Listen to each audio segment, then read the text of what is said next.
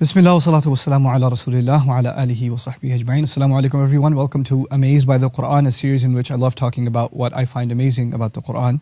Today I want to share with you two ayat. I'm going to compare them to each other. One belongs to the 57th surah, Surah Al-Hadid, and the other to the 64th surah, At-Taghabun. Both of them are very similar in their subject matter, so I'll read through them first. مَا أَصَابَ مِن مُصِيبَةٍ فِي الْأَرْضِ وَلَا فِي أَنفُسِكُمْ إِلَّا فِي كِتَابٍ مِّن قَبْلِ أَن نَبْرَأَهَا إِنَّ ذَلِكَ عَلَى اللَّهِ يَسِيرٌ. There is not a single calamity of any kind that ever strikes you in the earth nor inside of yourselves, except that it is in a book that we have already declared it in. That is certainly easy for Allah to do. That's Hadid. No calamity will strike you in the earth nor deep inside yourself, except that it's already been written down, and Allah, it's easy for Allah. The second case is Taghabun. Allah says, مَا أَصَابَ مِن مُصِيبَةٍ إِلَّا بِإِذْنِ اللَّهِ وَمَن يُؤْمِن بِاللَّهِ يَهْدِ قَلْبَهُ وَاللَّهُ بِكُلِّ شَيْءٍ عَلِيمٌ. There is not a single calamity of any kind that will ever strike you except by Allah's permission, by Allah's leave. And whoever were to believe in Allah, Allah will guide their heart. And Allah is all knowledgeable about everything. So it's interesting that in the first case, when Allah says not a single calamity will strike you, He added not in the land and not deep inside yourselves. Not in the earth and not inside yourselves.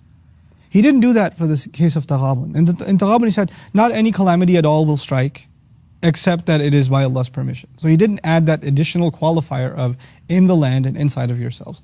This is part of the beauty of the Quran in its sensitivity to context. Surah Al-Hadid, which is the one actually I want to talk to you about more. By the way, Surah Al-Taghabun, 64th surah, where Allah did not add fil ardi wala fi anfusikum, not in the land, not inside yourselves. He didn't add that piece. It's actually more brief in its account of faith. Surah Al-Hadid is much more expansive. And the previous ayat, listen to this. اعلموا أنما الحياة الدنيا لعب ولهو وزينة وتفاخر بينكم. You had better know that worldly life amounts to nothing more than games and entertainment and beautification and showing off to one another. وَتَكَاثُرٌ فِي الْأَمْوَالِ وَالْأَوْلَادِ, and sharing this desire to have more and more when it comes to money and kids. كَمَثَلِ غَيْثٍ أَعْجَبَ الْكُفَّارَ نَبَاتُهُ, like perfect rain that the farmer who planted the seed is impressed with. ثُمَّ يَهِيجُ, then it matures. فَتَرَاهُ مُصْفَرًّا, and you'll see it turn yellow. ثُمَّ يَكُونُ حُطَامًا, then it'll turn into crust, it'll be completely destroyed. This entire parable, and then after that, not a single calamity will strike you in the earth nor inside of yourselves. Now appreciate the beauty of that. Allah talked about what you like inside yourselves, which is what? Games, entertainment, beautification, showing off to each other, getting more and more in terms of money, isn't it? Stuff you have inside yourselves. And then you were compared to the earth. To the earth. Like a seed that's planted in the earth, and rain comes and it comes out, and that elaborate picture that's being painted, part of the ayah is about the earth, and part of the ayah is about yourself. How reflection on the earth is going to make you think about yourself.